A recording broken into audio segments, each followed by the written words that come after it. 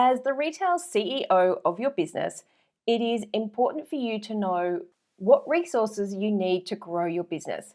And a lot of the time, that is people. So, today I want to share with you some very hard lessons that I've learned in the last couple of months about hiring slow, firing fast, and how to find the perfect people to help you grow your business. Welcome to the Bringing Business to Retail podcast, where I, Selena Knight, share strategies, interview retail revolutionaries, and delve into the minds of e-commerce experts to help you grow a profitable, independent retail or e-commerce business. If you're stuck in a rut, or if you feel like business is way harder than it should be, or you've overachieved all of the things that you've set out to and are wondering what to do next, or how do I even make this better? I know that you're going to love today's episode. If you're stuck in a rut, feel like business is way harder than it should be, or you've achieved all of the things that you set out to and are wondering what next, or how do I even make this better, then I know that you're going to love today's episode. Hey there, and thanks so much for joining me on today's episode of the Bringing Business to Retail podcast. Now, this is a really timely episode for me because we have just launched Scale Your Store Live. We just kicked off our call yesterday, and in the midst of all of the launch process, the emails and the ads and the social media, we hired a new person to come on and help us with our social media marketing. Now, one of the things that I have learned is to hire slow and fire fast. And when you do that, you have a much better chance of ending up with the right person and not being lumped with someone who just isn't the right fit. And it doesn't always mean that the person is bad at their job. What it does mean is they're not the right fit for you. And that's kind of what happened with us. And look, I will take a lot of the blame for this because I know that we aren't fantastic at putting processes in place. Here in our team, we've got a really small, agile team, but we're all really good at what we do. And we can kind of cross over in a lot of areas as well. So I, as much as I love processes, haven't always been fantastic at putting processes in place. So I've actually just put a job ad out there to hire someone to help us come on and create a whole bunch of processes. Now, this is really silly because now we're going to pay a huge amount of money to get someone to help us when realistically, if we'd been doing this even just one process a week, we wouldn't be in this situation. But that is for another story. Today, I want to talk about social media. So we hired somebody to help us with our social media. And to be fair, this is the second person we hired. The first person was great. They came on for a month. But what it made me realize was that we didn't just need a social media poster or a social media manager. What we needed was someone to coordinate all of our marketing efforts. So what I found with this person that we brought on to do the posting is I or my team were constantly having to tell them what needed to be posted. And this is one of the problems that you can face when you haven't really thought the process through. So that's one of the great things that we talk about in our hiring guide is thinking this process through. And the first person that I went with was actually a recommendation, and he was great at the job. But it was so taxing on myself or Elizabeth to constantly be feeding them the information. So we went, okay, hire slow, fire fast. This isn't working. Sat back, debriefed, and said, right, what we really need is someone who is a self-starter, who's motivated, who can work to deadlines and can think for themselves. Like they need to be able to come into our brand, ask the right questions, and then go and create or find the information that they need. So we put some job ads out and found the next person.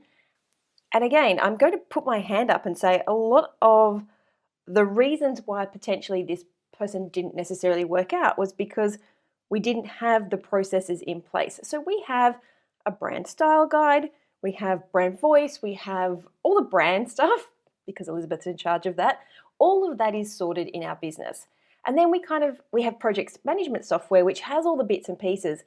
But what I came to realize really quickly was that when we onboard someone who's never, ever worked with us before, there are a lot of parts that you need to have in the onboarding process. So we had, as I said, we had all these different documents, but when it came to bringing somebody on board, we had to go and, well, I had to go and find all those bits and pieces and piece them together. And that was a real struggle. And it was also a real struggle because we were just about to launch Scale Your Store. So there was this huge list of tasks in our project management software that this new person had to take on. And a lot of those were things like graphics, and they had to do a really quick, like a crash course in what selinaknight.com is all about, how we talk, who you guys are, who our customers are, what's inside of Scale Your Store and the Retail Breakthrough Series. So it was a huge learning curve for all of us on the team. But here's the thing. I know that that's the kind of person that we want in our business. We need somebody who can just jump right in, boots and all, and sort through the stuff that we've got, who knows the questions to ask and doesn't require constant supervision, or doesn't require it's usually me, it doesn't require my constant ticking off the checklist.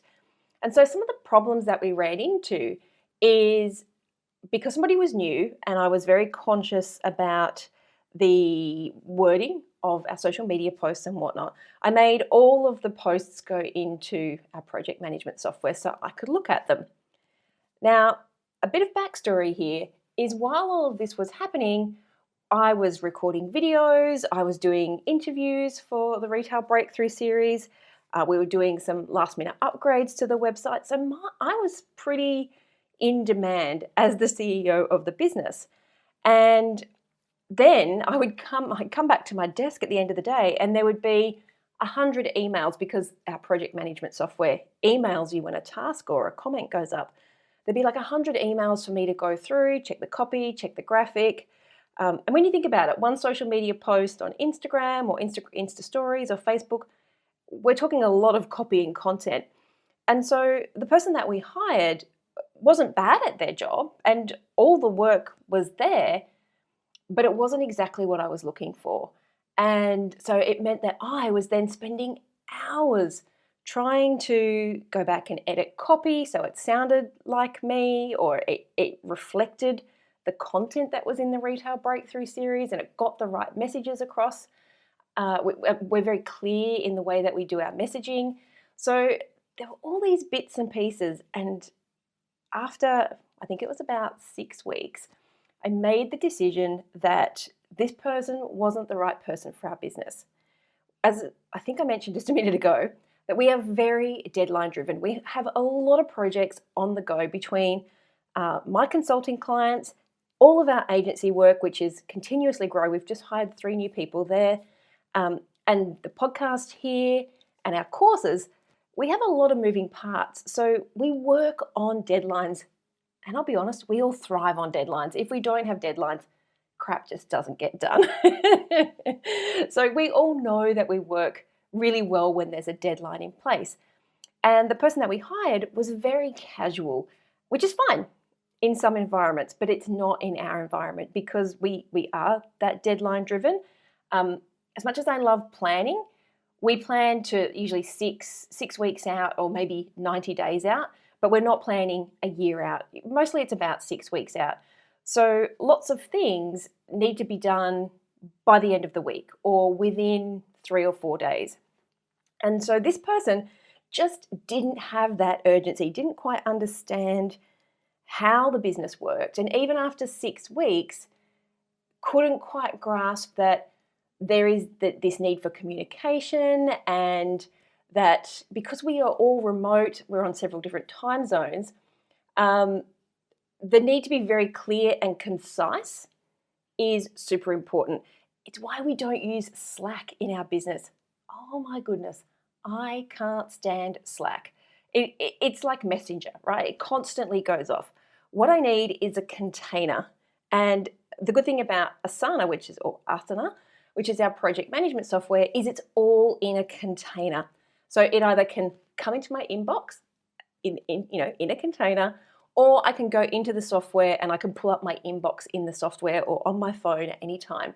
And I can see the conversations that it's all there in a thread. It's free project management tool. I'll put a link into the show notes for you. It's Asana. And to be fair, for someone who loves deadlines, who works well to deadlines, and isn't necessarily the most organized person in the world, it keeps me sane and it keeps my team sane because it means that everything is in one place and everything can be found. And if there are conversations between the team members, then anyone can jump in and actually see what those conversations are about, and they can pick up the loop without having to go and talk to other people. And so this person was fantastic. They just weren't the right fit for me, which was the most important because it's my company. And so I was sort of toying with the idea of, do I let them go or do I give them a bit more time? Because it was a really, what's the word I'm looking for? Like a really upheaval. That's really bad English, Sal. It was a really busy time in our business with lots of stuff going on, lots of moving parts, lots of people, subcontractors, freelancers, all those sorts of things. And I was trying to work out if the problem was me or if the problem was the person that we brought on. And something happened. It was only just something very, very small. And I made the decision that it wasn't me. As I said, it wasn't necessarily that they weren't great at what they did. They just weren't the right fit for our business.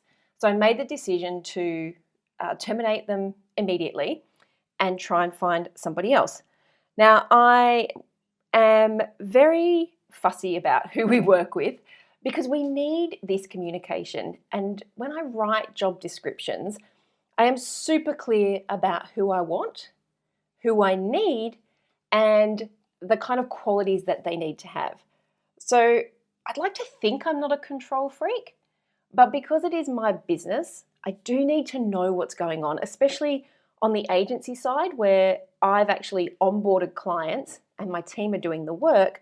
I need to know where the projects are at. So if the client contacts me, I can know straight away what we're working on, where we're at. And so that's where this project management software comes into play. So being clear right from the outset, being really upfront about how you operate and who you're looking for is really important because you don't want to waste somebody's time and you don't want to waste your own time. Now, I will say that our breakup, our social media manager and our business breakup was actually mutually agreeable. We agreed that this was not the right place and the way we worked just wasn't conducive to the way that she wanted to work. So it's all good, guys. And this is the thing, when you are clear about who you want and what you want them to do and how you work, then when it doesn't work out, it's not anybody's fault. It's just that they weren't the right match. Now, that said, I do want to give you a little tip about when you are putting job descriptions together, how you can put some people call them Easter eggs, how you can put Easter eggs in the job description that immediately disqualifies people who don't bother to actually read the job description. And this is one of the most effective things I have ever done when it comes to writing job ads. And for me, for this particular job ad, I had a sort of hidden in, well, not hidden, if you read the job description, it was clearly there, but I had a task which was, in your application, tell me your favorite inspirational quote and what your favorite store is. So two very simple things, like they're just 2 or 3 word answers. But I can tell you that of the 100 or so applications that I received, only 3 people actually did that task. And I don't know about you, but attention to detail for me is super important. I don't want to be going and checking somebody else's work when I'm hiring them to be an expert at something. So I literally went from potentially 100 applicants to 3. So that's just a little tip. And I include that. I always make it relevant to the job ad. We currently have a job ad out we have a new job ad out for our social media manager and coordinator. If you're listening to this and that's you, feel free to hit me up because I'm still looking. You must be self-starter. You must be able to learn new things and you must have attention to detail. Just hit me up and I'll send you the job description. Job's still open. But I also have that position that I just talked about, a contract position, to come in and help us with processes. So one of the Easter eggs that I stuck in there was, tell me your favorite app and why you love it. So it's kind of relevant. What I'm looking for there, the right person will come back and say some kind of project management or timekeeping or some sort of software that's relevant to the job. If they come back and say, my favorite app is Instagram, well, then they're not the right person for that process job. They might be the right person for the social media job. So always having these little, I call them disqualifiers, in a process to free up your time is super, super important. If I could say super, super, super, super, super important, that's how important it is. The other thing I wanted to just mention is when you do this, when you get super specific on who you want and who you want, what skills you want them to have, the qualities you want to have, be prepared to not get a lot of job applicants. Now, I just said we did get 100 for that other one, but look, it's social media. Everyone thinks they're a social media expert. But when you are really clear about who that person is that you want, it disqualifies a whole bunch of people who are just like, I'm not all of those things. But it also qualifies the exact right people, or at least narrows it down so that you have a really good chance of finding the right person. So in today's little episode, I didn't really know where I was going, totally unscripted, but I just wanted to put it out there because as the economy starts to pick up and we're about to head into the holiday season, there's a pretty good chance that you're going to need to bring on some team members, whether they are just casual people to help you picking, packing, or working in the store, or if you've realized that it's time to grow your business and you're looking for people like someone to come and help you with your email marketing or your social media, all those sorts of things. My tip is hire slow, fire fast. Be super clear on who you want and be prepared to give the person a little bit of leeway in working out how your business runs. But also, if they're not right, they're not right. Just save everybody the heartache and let them go when you know that they're not right. And trust me, if you've ever hired, you have this instinct, right? I kind of knew from about the first week that this was maybe not the right person, but they seemed so great. Like they were saying all the right things. They had the best of intentions. And so they probably were perfect for somebody else. They just weren't perfect for us. So listen to your gut, hire slow, fire fast, be super clear, and probably the most importantly is if you do not have processes in place in your business, start making them today. Whether it's brand guidelines, whether it's how you want your social posted, whether it's how you pack, pick and process orders, how refunds are processed in your business, just one. If you just did one, I regret this. And I did this the exact same way in my retail stores. It took me 3 years to start doing processes, and I regret every single minute I did not write a process because the exact same thing happened. You would think I would learn from my mistakes, but clearly I didn't because it's not something I love doing. And usually those are the things that we really need to focus on in our business anyway, aren't they? But just write one process a week, just something simple to start off with so that you don't end up where we are now, which is having to bring somebody in or having to allocate a staff member to write all these processes or create all these processes just so that your business can grow. Because without them, that's when your business gets stifled. That's when you hamstring your growth because you are still thinking small. And trust me, I've been telling myself off for this for about the last 6 weeks. It's like, you know that you need these things, just get off your backside and start doing them. But as I said, we've been super busy. So I've made the decision now that there's some breathing space that we're going to get those processes done so that we can grow as a business much easier. And it reduces the stress for everybody. And I just quickly, before I let you go, I just want to tell you one quick story about in my retail stores. I do remember someone who was brought to tears because I didn't have processes. So I came in and I showed her how to use the POS, the point of sale system, showed her how to undo the alarm code and all these things. And at the end, she was like, so is there a book for this? Or like, was I supposed to be taking notes? And I was like, no, you just have to remember it. But it was so overwhelming for her to remember all these things that I showed her on the first day. I learned a lot about training people on that first day, where she's literally in tears going, well, we need to go through it all again, and this time I'll take notes. And so that's really important. And I can see that this kind of happened again. Maybe we didn't come to tears, but I can see that this kind of happened again when we brought somebody on in the middle of such a busy period in our business that it was a very hard adjustment time for her to learn all these things of the business. So now we're going back and streamlining those systems, processes, putting a CRM in place, all the things. They're all happening now. But those are my quick tips on hiring slow, firing fast, and finding the perfect people to help you grow your business. I hope you enjoyed this week's episode of the Bringing Business to Retail podcast. You can find all of the show notes over at selinaknight.com. If you found something that you heard today particularly useful, I'd love it if you could leave me a review on iTunes or Stitcher. And of course, feel free to share this episode with someone that you think could benefit by listening to it. Want more retail biz strategies? You can watch the Bringing Business to Retail TV show, where each week I'll answer a question or provide you with a simple, actionable retail biz strategy that you can implement in your business right away. If you have a question or a guest, I'd love to hear from you. Drop my team an email at podcast@selinaknight.com, and I'll see you on the next episode. Have a great week.